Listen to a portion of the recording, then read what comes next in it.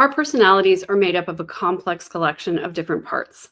For example, there's a part of me that is a warrior and a truth teller, a part of me that is analytical, a part of me that is romantic. And I love how all these parts interconnect to make me uniquely who I am. There are also parts of myself that I don't like quite as much.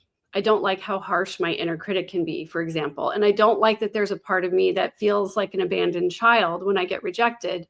But even these parts that most people see as inferiorities or weaknesses play a pivotal role in how we show up in the world and interact with others.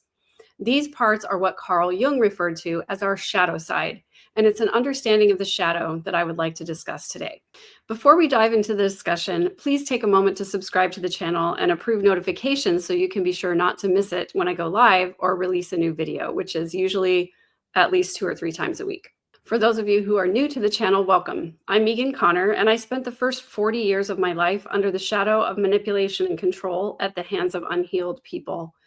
Recognizing the need to completely heal my body, mind, and soul, I engaged in a comprehensive study of psychology, philosophy, religion, and healing modalities.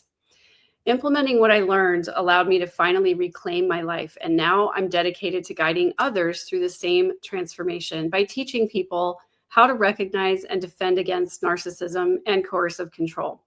I have an e-course that I developed from everything I've studied where I teach you in-depth and specific strategies for removing coercive people from your life, and you can register by clicking the link in the description. Now going back to understanding our individual shadow. Carl Jung was a German psychoanalyst who developed his own unique system of understanding the complexities of the human psyche.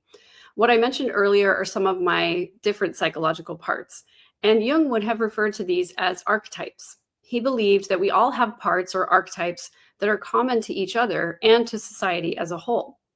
He believed that an understanding and integration of these different parts is the key to becoming the most authentic and highest version of ourselves.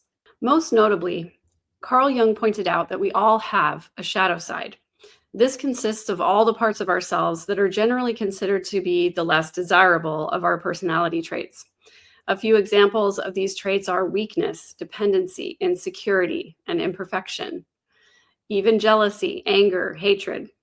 Most people think of these traits as something to eliminate or overcome, but Jung's philosophy is that understanding how our outward persona and our shadow interact with each other will lead us to complete and whole mental health. He said, our response to evil must be a quest for self-knowledge and wholeness, the integration of the shadow.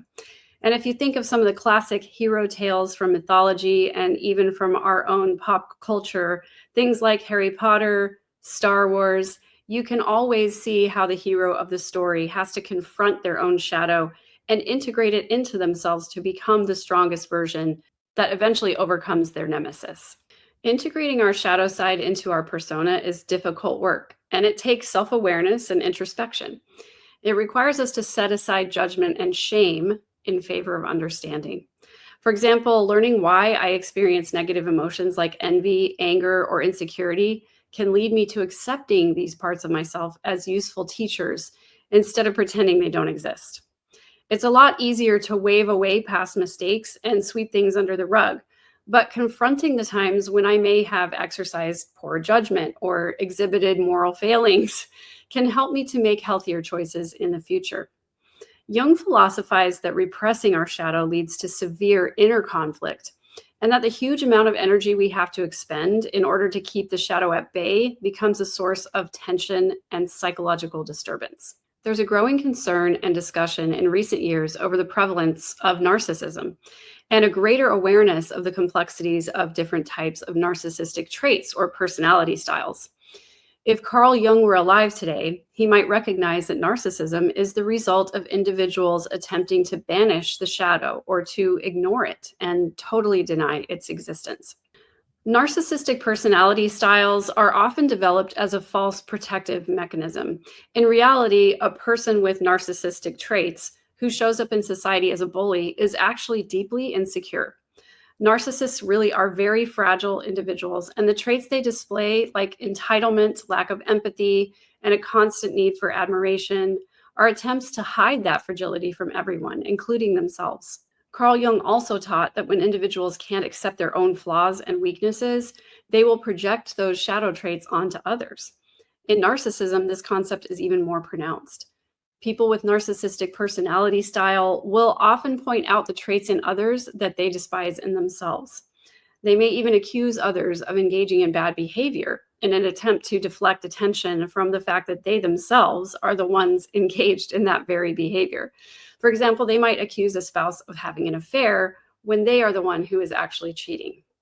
It's important to note that narcissistic traits exist on a spectrum, and all of us exhibit one or more of these traits on occasion. Narcissism gets overused, and as a result, it's largely misunderstood. And that's why there are several more videos on the channel dedicated to understanding different types of narcissistic traits.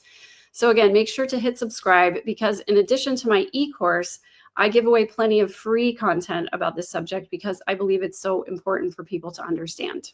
So just to recap, I think that understanding the Jungian idea of the shadow side is one of the ways that we can understand how narcissistic traits develop. And that idea can lead us to an understanding of how to defend against the manipulative behaviors that narcissistic people use to control the people around them. I also hope that more people will engage in the work of self-observation and self-reflection that is required to identify and integrate our own shadow sides. After all, Jung said, everything that irritates us about others can lead us to an understanding of ourselves. When we can have compassion for our own shadow traits, it makes us better able to have compassion for other people. And that's why Jung believed that an understanding of shadow work could help really heal the entire world.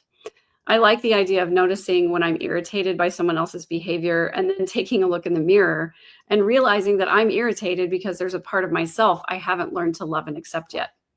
I truly believe that if we can learn to love all of the parts of ourselves, that we can become better human beings. We can show up better for the people in our lives. And ultimately, I believe too, along with Carl Jung, that that will make the world a better place. If you found this video helpful, please like it and share it with someone who needs to see it. And I'll see you next time.